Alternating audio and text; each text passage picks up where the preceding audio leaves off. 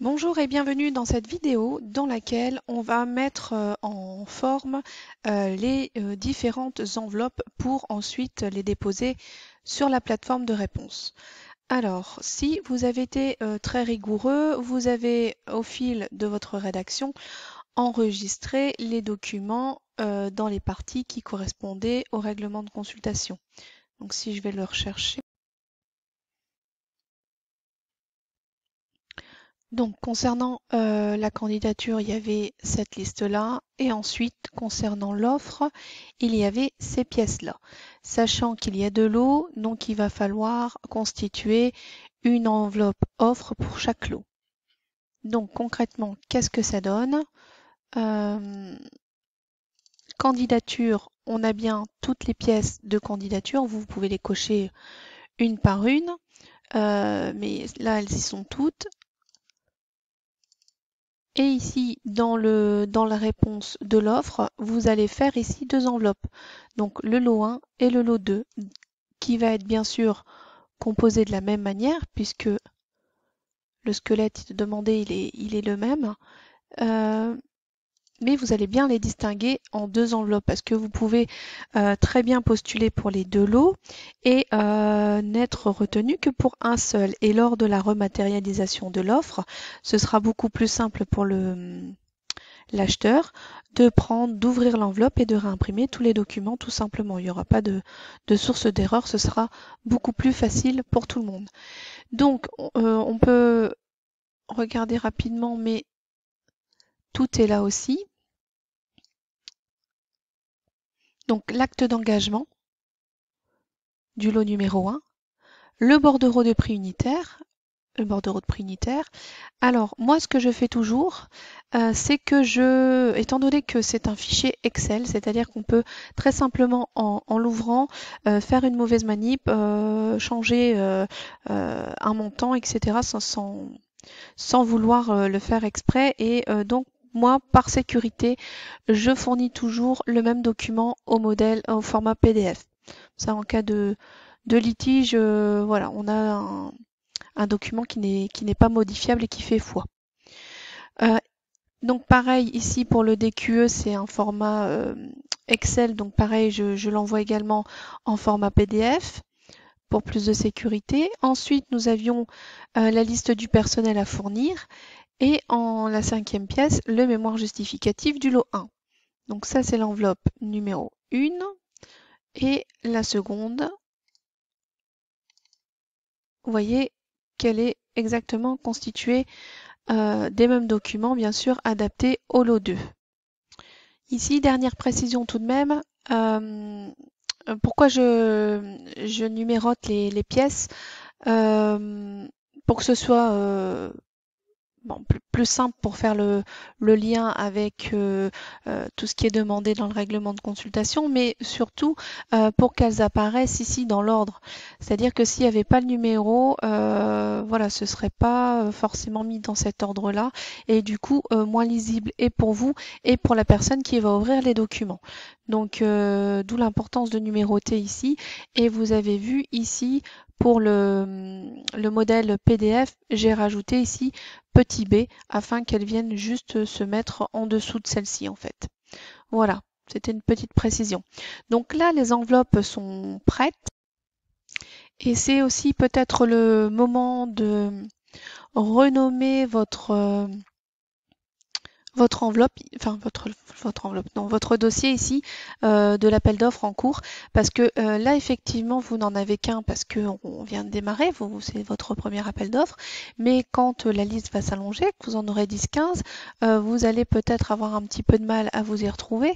Donc ce que je conseille toujours, c'est de noter la ville et l'objet du marché. Donc des fois il est un petit peu long, donc vous pouvez adapter, rétrécir. Donc, mais voilà comment il est possible d'organiser les dossiers pour les retrouver facilement. Donc déjà par ville, c'est privilégié.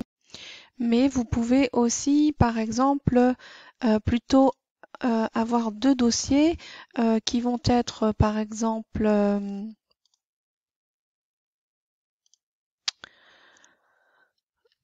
à répondre.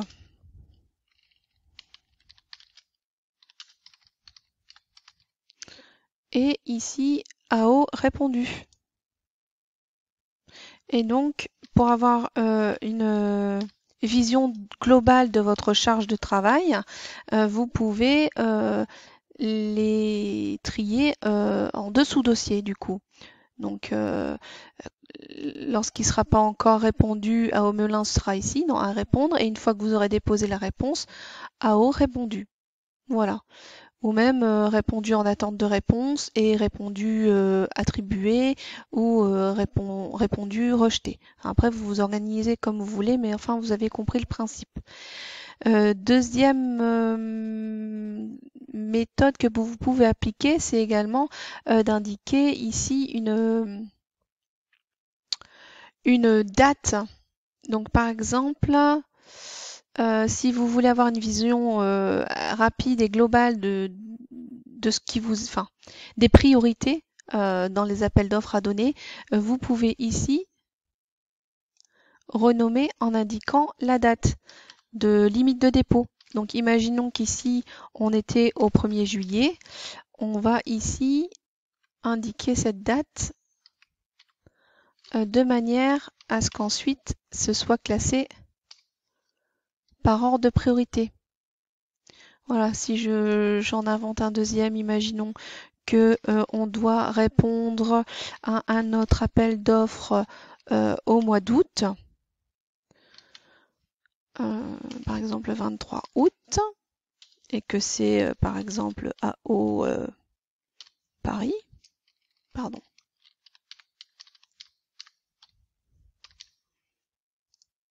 Hop, vous voyez que vous allez voir rapidement que celui sur lequel il faut se concentrer, ça va être celui qui arrive en tête de liste, à remettre pour le 1er juillet, ici pour le 23 août. Donc ça, c'est la date à l'envers, hein, pour que ça apparaisse bien dans cet ordre. Donc voilà un petit peu des techniques d'organisation pour vous aider à vous y retrouver. J'ai également un autre outil à mettre à votre disposition, qui est un tableau de suivi des offres. Alors il s'agit d'un tableau Excel qui se présente comme ceci. Alors là, ici, l'écran est trop petit, donc je peux pas.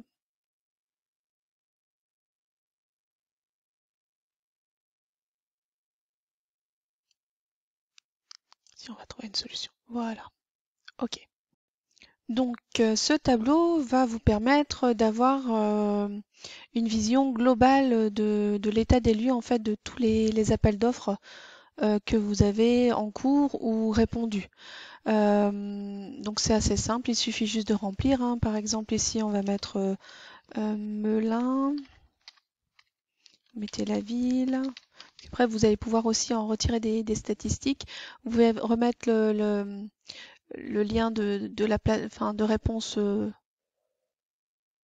la plateforme, l'objet du marché, les lots 1 et 2 par exemple. Là, je ne vais pas le remplir totalement, sinon ça va.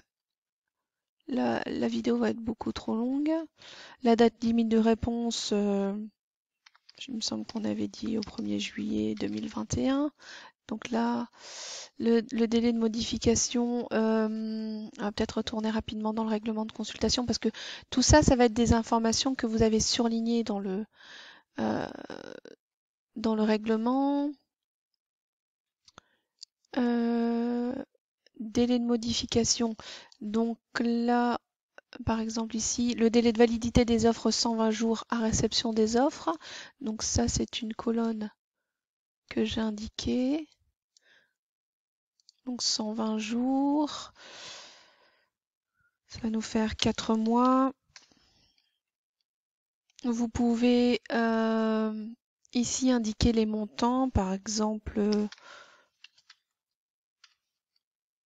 75 000 euros. Ici, le délai de modification, logiquement, il est noté. Voilà. Apporter des modifications, détail du dossier. Donc 10 jours avant la limite de réponse. Donc on va dire que c'est le 20 juin. Donc ça vous permet de voir que c'est pas la peine de répondre avant cette date-là, puisque ça peut être modifié. Voilà. La date de début prévue, là aussi, ça doit être noté. C'est surtout pour les marchés de travaux, pour pouvoir prévoir au planning, en fait, voir si vous n'êtes pas trop surchargé, pardon. Parce que là aussi, il faut se méfier. Vous êtes quand même, quand vous candidatez, vous êtes quand même engagé sur le fait que, en cas d'attribution, vous devez tenir les délais. Donc, si vous répondez à plusieurs offres sur la même période, attention, si vous avez l'attribution pour tous ces marchés-là, vous risquez de vous mettre en difficulté.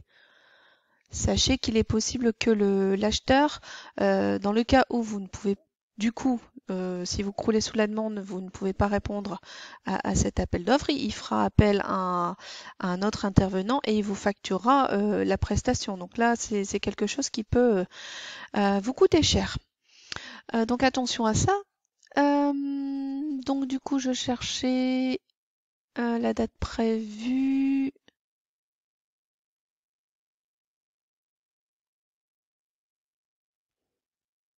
Moi, il me semble qu'elle était indiquée, mais enfin, voilà, vous avez compris le système, date prévue, date de fin et l'état. Donc là, c'est à répondre. Ensuite, vous avez ici, vous pouvez sélectionner. Non, j'ai pas prévu le menu déroulant. Bon, à répondre. Après, vous pouvez mettre quoique. Si, j'ai prévu le menu déroulant. Donc répondu, en jugement, rejet, attribué ou négociation. Donc ensuite, ce qui va être intéressant, c'est que vous allez pouvoir filtrer, hein. Voilà, sur les montants, etc., etc. Donc ça, c'est un deuxième outil. Le tableau, je vous le mets en annexe également, au cas où vous voudriez vous en servir. Voilà. Dernier point. C'est à ce moment-là aussi que, notamment lors de la première réponse, que vous pouvez vous constituer un dossier avec tous les documents administratifs qui vous seront régulièrement demandés. Donc ce dossier va grandir au fil des réponses d'appel d'offres, mais par exemple pour celle-ci, vous pouvez faire un dossier administratif en mettant par exemple votre attestation d'assurance. Qu'est-ce qu'on vous a demandé? On vous a demandé des déclarations sur l'honneur. Donc ça, éventuellement, vous pouvez mettre les modèles. Comme ça, il ne vous restera plus qu'à les remplir. Et voilà. Et au fil des réponses, on va certainement vous demander aussi, c'est très courant, le CABIS. Vos attestations disant que vous êtes à jour, pardon, en matière de fiscalité, etc., etc. Vos certifications aussi, ça va être des documents qu'on va vous demander très rapidement. Et ça, c'est bien de vous construire un petit dossier et d'y glisser tout ça.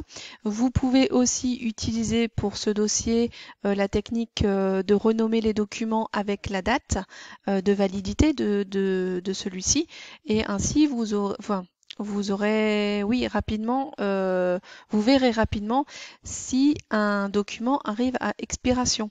Parce que c'est le genre de petits détails auxquels on ne prête pas attention, et voilà, vous pouvez vous retrouver à communiquer des documents qui sont expirés, comme par exemple l'attestation d'assurance. Voilà. Donc c'était mon dernier petit conseil. Ici, on en a terminé pour la constitution des enveloppes et tout ce qui est organisation. Je vous donne rendez-vous dans une prochaine vidéo où on va parler de la signature électronique et du dépôt de l'offre. Merci.